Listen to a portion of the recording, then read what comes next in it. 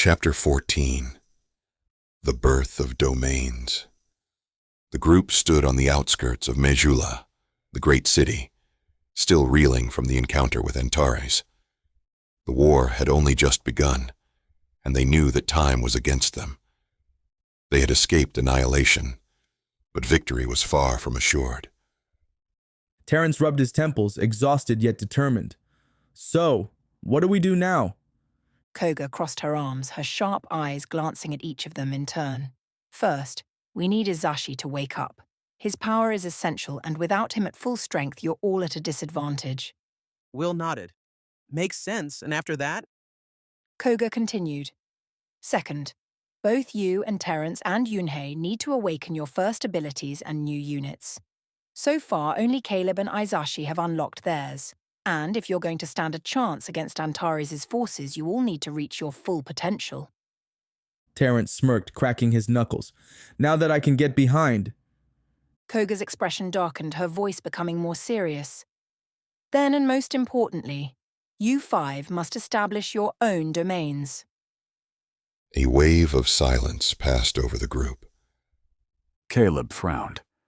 Wait, our own domains? What does that mean? Lancelot stepped forward, his arms folded behind his back. A domain is more than just a plane of existence. It is your world. It is a manifestation of your soul, a reality shaped by your essence. Within it, life is created, civilizations are born, and power thrives. Terrence raised an eyebrow. You're saying we're gonna have our own dimensions? Koga nodded. Exactly. Much like your spirit units, the inhabitants of your domain will be tied to your soul. But unlike your spirit units, they are not mere warriors at your beck and call. They are living beings, a people, an army, a kingdom. Will crossed his arms. So, if I'm hearing you right, we're supposed to create entire civilizations? Lancelot smirked. Not supposed to, destined to. The weight of the revelation settled in. The realization of what they were truly meant to become. They weren't just warriors. They weren't just chosen heroes. They were the architects of new worlds. Koga gestured towards the distant city. That's why we need to take you to the Temple of the Chosen. It is a sacred place, meant for those like you, beings who are tied to the spirits and destined to shape existence itself. Yunhei, still recovering, glanced at the others.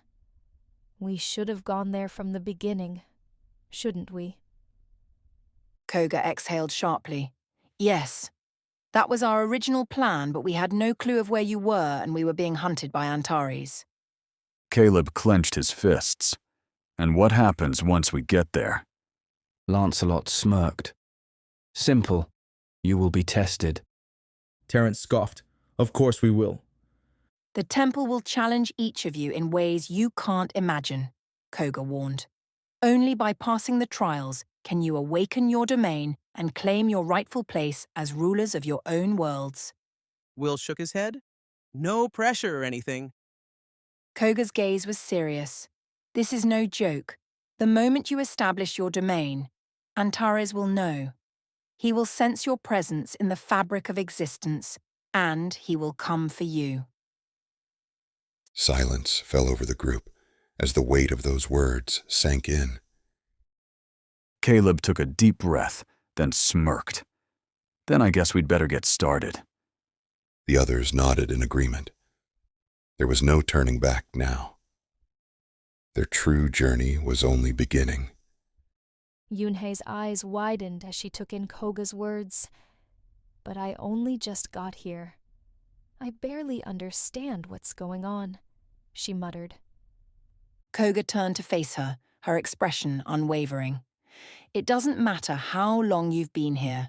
You were chosen. That mark on your hand proves it. Just like the others, you must awaken your abilities, for the battle ahead will not wait for you to be ready. Lancelot nodded in agreement. And finally, we must locate the last two chosen heroes. Will raised an eyebrow. 2 more? That would bring our total to 7. Leonidas stepped forward, his golden armor gleaming under the sunlight. Indeed, there are 7 in total, chosen by the Absolute Being himself. As of now, you are 5.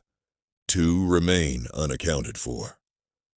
A sudden gust of wind swept through the encampment, causing the trees to sway. The presence of something or someone was near. Shiva, the wind spirit, materialized before them, her form shimmering like a mirage.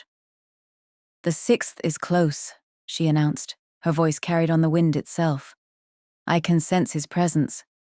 Gabriel is near, which means your 6th chosen is here in Majula."